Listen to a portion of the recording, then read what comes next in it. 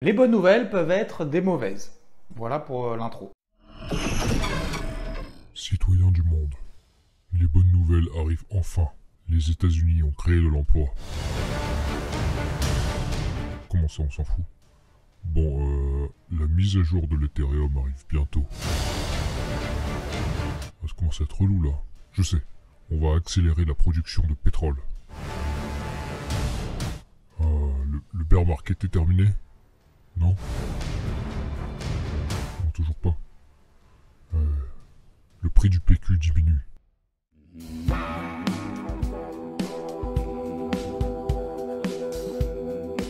Ok, bon, je laisse tomber le trading, moi. Démerdez-vous.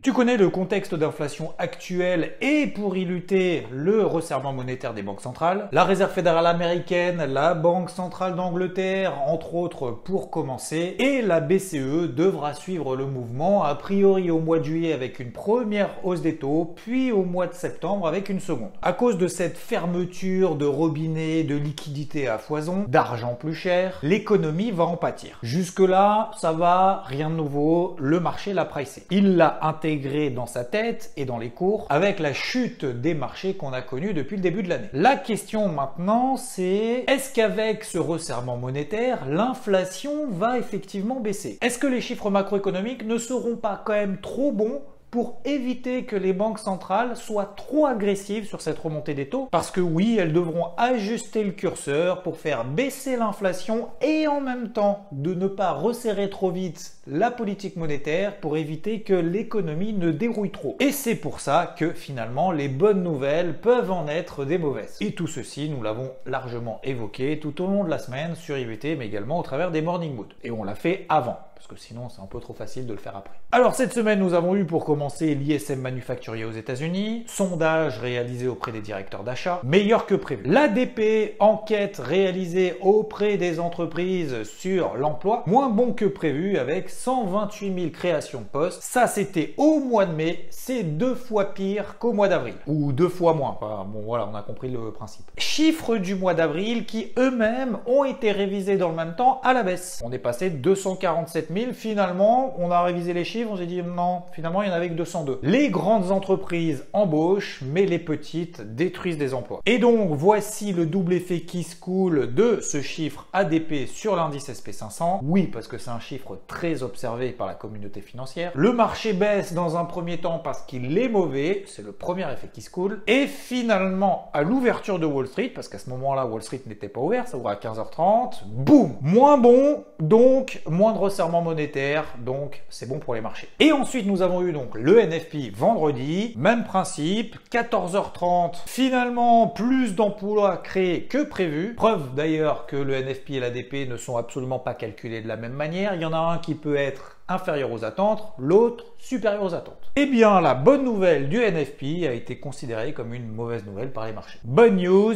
is mauvaise news. Alors attention, pour le moment, ce ne sont que des réactions à court terme qui permettent d'alimenter les marchés au fur et à mesure parce qu'on est toujours dans un contexte de visibilité très réduite. Donc on avance avec ce qu'on a. D'ailleurs, la semaine prochaine, gros chiffre le vendredi, l'inflation aux États-Unis. Donc ça, faut bien le noter dans les agendas.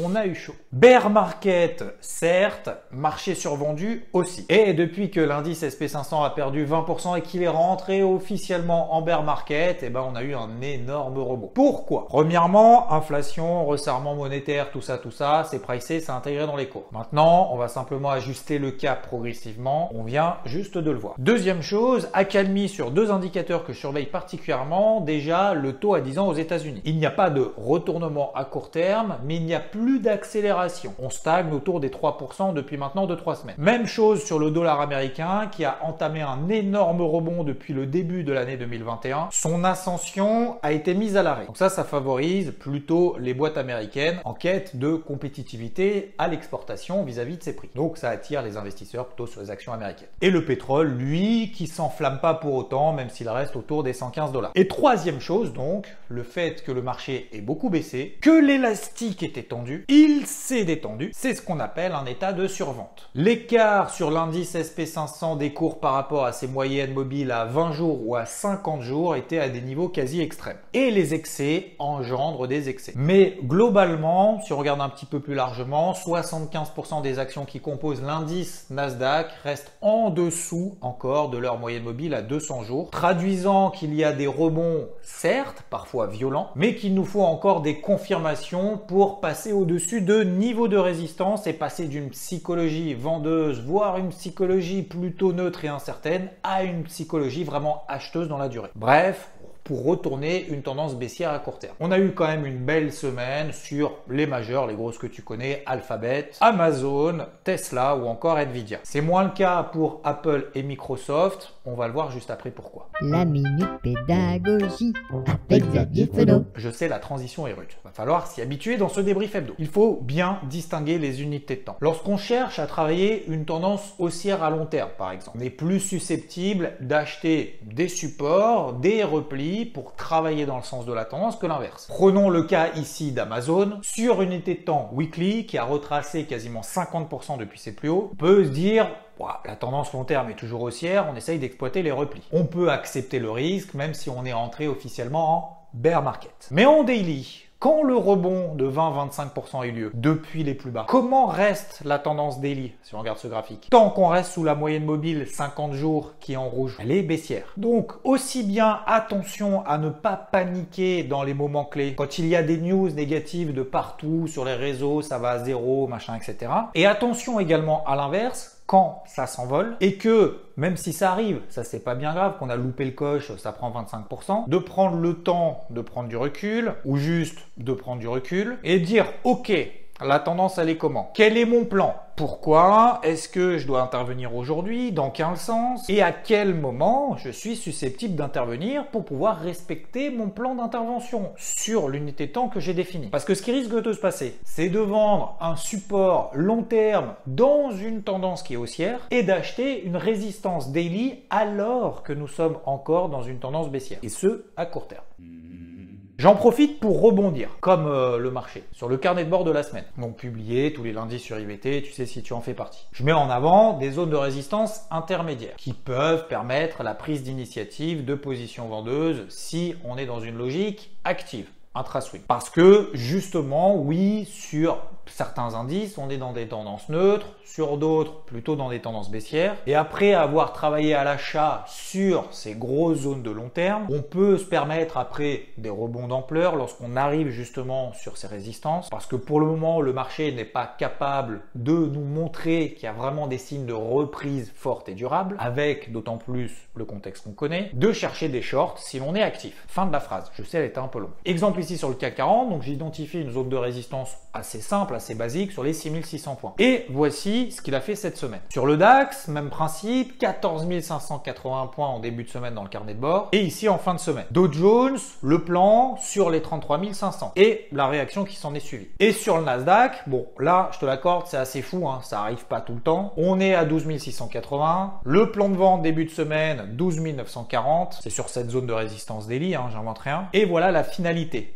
Au point près, on a fait justement cette zone-là. C'est fou. Des fois, c'est l'analyse technique, comme ça, c'est incroyable. Et il y en a d'autres, hein, comme le FTSE par exemple, sur cette zone-là. Le plan et la réaction. Tout ça pour dire surtout que dans un marché sans visibilité, le meilleur moyen de s'en tirer, c'est de se préparer, de travailler ses plans en amont et de se faire confiance plutôt que de faire la girouette constamment. Donc pour la semaine prochaine, ça va être le même principe pour moi, même carnet de bord d'ailleurs probablement. On est dans un range sur les indices à court terme, on est donc neutre en daily, l'idéal étant de privilégier les achats proches des bornes basses et de vendre proche des bornes hautes. Car je rappelle, on ne passe pas d'une tendance baissière à une tendance haussière de manière instantanée. Il y a une phase intermédiaire qui est une tendance neutre. Le pétrole, lui, subit toujours une pression haussière et ça, c'est pas d'hier qu'on le sait, hein, ça fait des semaines qu'on en parle ici. Même si les membres de l'OPEP se sont accordés pour augmenter leur production, ça sera finalement 650 000 barils de plus par jour au mois de juillet et au mois d'août. C'est plus que les 430 000 barils de plus qui étaient prévu jusqu'à présent. Pour autant, ça a fait baisser le pétrole, mais très rapidement. Du coup, les membres de l'OPEP sont quasiment au max de leur capacité de production, ils sont au taquet. Ils ont encore 3 millions de barils par jour de production sous les pieds. Et le problème, c'est que la Russie, avec tous les embargos et tout ça, elle devrait produire 3 millions de barils de moins, parmi les 10-11 millions de barils qu'elle produit par jour. Sachant qu'au Nigeria et en Angola, ils ont du mal à atteindre les niveaux de production qui se sont fixés. Donc cette pression haussière sur le pétrole devrait durer. L'euro-dollar, lui, tient cette zone à court terme des 1,0650. C'est le point clé à court terme pour préserver cette dynamique haussière. Toujours acheteur me concernant sur ce gros niveau mensuel.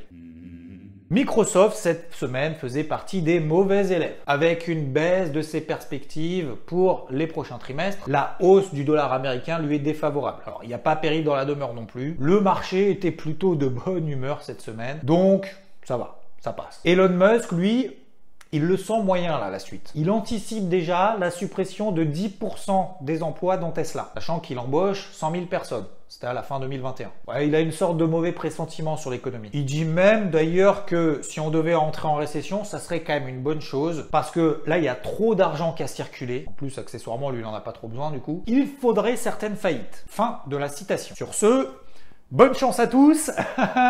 Ciao. Côté bonne nouvelle, Saint-Gobain qui confirme ses prévisions. Elle entrevoit même une marge d'exploitation à 2 chiffres, favorisée par le marché de la rénovation. Lululemon dans les vêtements de sport aux États-Unis a relevé ses prévisions de chiffre d'affaires et de bénéfices sur l'année. Autant faire les deux, tout qu'à faire. Merci à l'augmentation des prix sur ces produits qui permettent de compenser, tu t'en doutes, l'augmentation des coûts. Toujours dans une ambiance morose sur l'ensemble du marché des cryptos, malgré un rebond de l'ordre de 20%, certaines plus, certaines un petit peu moins lundi alors que les marchés américains étaient fermés, le soufflet est intégralement retombé. Le Bitcoin lui résiste mieux, telle une valeur sûre à l'intérieur de cet écosystème. En témoigne ici sa dominance qui augmente et même qui s'accélère depuis le début de l'année. C'est son poids dans le marché des cryptos. On tient pour le moment les gros niveaux de long terme que tu connais maintenant, les 28 000, 30 000 dollars sur le Bitcoin ou encore les 1700 dollars sur l'Ether. Idem sur la capitalisation totale. On n'arrive pas pour le moment à s'extraire par le haut de ces petits ranges qu'on a en daily, sur le Bitcoin, sur l'Ether, sur la capitalisation totale. Et il faudra vraiment déjà les passer, mais surtout s'y installer au-dessus pour pouvoir retourner cette psychologie qui reste encore négative. L'Ether a lui d'ailleurs perdu tout l'avance qu'il avait sur le Bitcoin. Il évoluait entre 30 et 40% au-dessus des plus hauts de l'été dernier, sur lequel le Bitcoin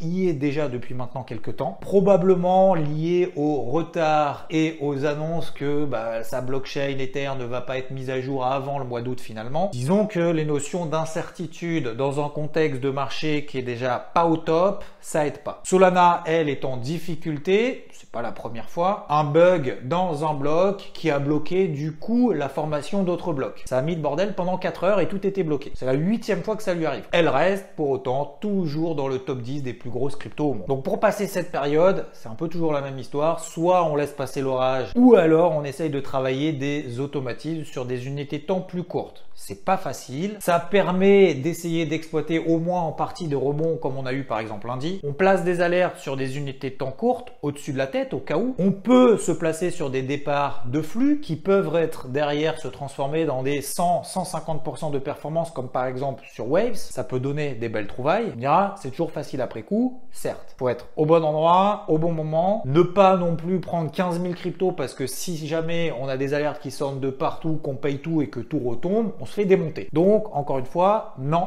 ce n'est pas facile. Mais c'est pour ça que même si le marché n'est pas porteur en ce moment, travailler sur des automatismes de recherche, une organisation de travail le matin avant de partir au boulot, le soir, et de mise en place justement de niveaux de surveillance, d'alerte sur les plateformes de trading que tu utilises, ça permettra d'être plus préparé en termes d'organisation lorsque ça repartira. Ça évitera aussi d'ailleurs le FOMO et les prises de décision émotives. Parce que si ça prend 20, 40, 50%, 60% en disant « Ah merde, je n'étais pas prêt, bon du coup je paye maintenant » et en fait que tout retombe, tu te fais démonter direct. C'est facile à dire, c'est difficile à faire. C'est pas, voilà, le marché crypto, on sent que globalement, il y en a beaucoup qui jettent l'éponge.